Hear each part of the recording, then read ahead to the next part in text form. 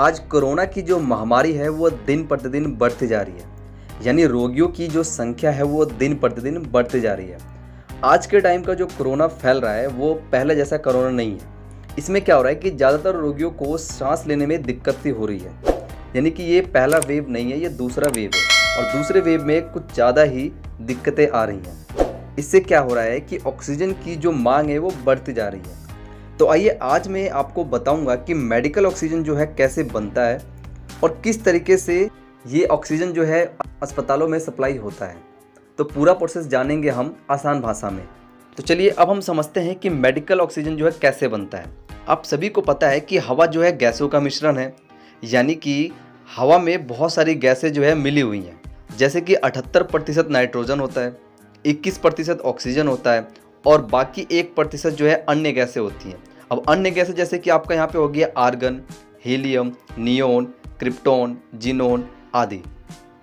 तो इन सभी गैसों में से ऑक्सीजन को बाहर निकालना एक बहुत ही ज़्यादा कठिन प्रक्रिया हो जाता है। तो चलिए समझते हैं किस तरीके से एक मेडिकल ऑक्सीजन को निकाला जाता है। तो जिस विधि से ऑक्सीजन बनाई जाती है उसे हम क्रायोजेनिक डिस्टिलेशन प्रोसेस बोलते हैं या वैक्यूम स्विंग एडजॉर्प्शन प्रोसेस बोलते हैं। इन दोनों विधियों में क्या होता है कि हवा से ऑक्सीजन अलग किया जाता है। तो कैसे करते हैं, तो देखिए, हवा में ऑक्सीजन को अलग करने के लिए सबसे पहले क्या किया जाता है कि हवा को कंप्रेस किया जाता है। और यहाँ पे कंप्रेस का मतलब होता है कि एक तरीके से समझ ले कि इकट्ठा किया जाता है, दाब दिया जाता है, ठीक है। और फिर उसको कंप्रेस किए हुए हवा को फिल्टर किया जाता है। तो जब हवा फिल्टर हो जाता है तो फिल्टर इसलिए किया जाता है दोस्तों कि जिसमें अशुद्धियाँ बाहर आ जाए, यानी कि हवा में से जितने भी अशुद्धियाँ हैं जैसे कि धूल हो गया, कण हो गया, तेल इत्यादि, इन सभी अशुद्धियों को बाहर निकाला जाता है। फिल्टर करने के बाद जो हवा निकलता है उसे बहुत ही ज़्यादा ठंडा किया जाता है। अब ठंडा इसलिए किया जाता है दोस्तों जिसमें ऑक्सीजन को बाहर निकाला जा सके। तो ठंडा करने के बाद इस हवा को डिस्टिल किया जाता है, इसमें ऑक्सीजन को बाकी गैसों से अलग किया जा सके, इस वजह से इसको ठंडा किया जाता है। जब हम इसको डिस्टिल करते हैं तो ऑक्सीजन लिक्विड बन जाती है, यानी कि यहाँ पे ऑक्सीजन जो है एक पानी का रूप ले लेता है।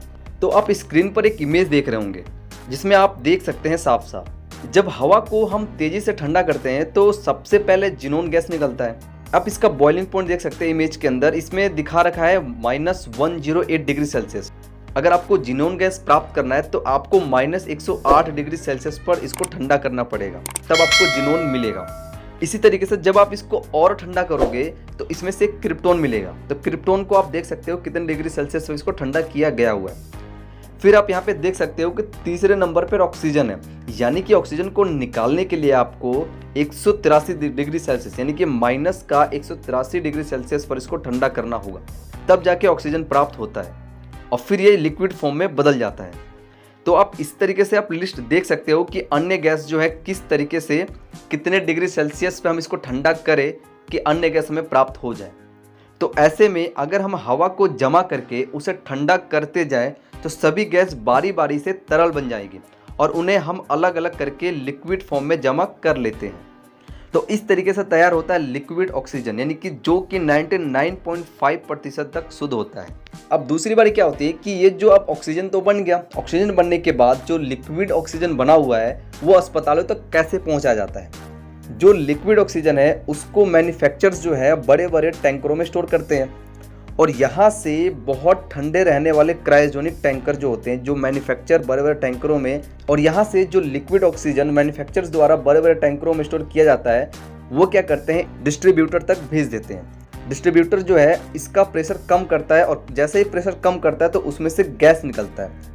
जो अलग अलग सिलेंडर होता है उस सिलेंडर के अंदर जो है ऑक्सीजन जो है अंदर डाल दी जाती है, यानी कि गैस के रूप में जो ऑक्सीजन है उसके अंदर डाल दी जाती है और यही सिलेंडर जो है सीधे अस्पतालों में पहुंचाया जाता है।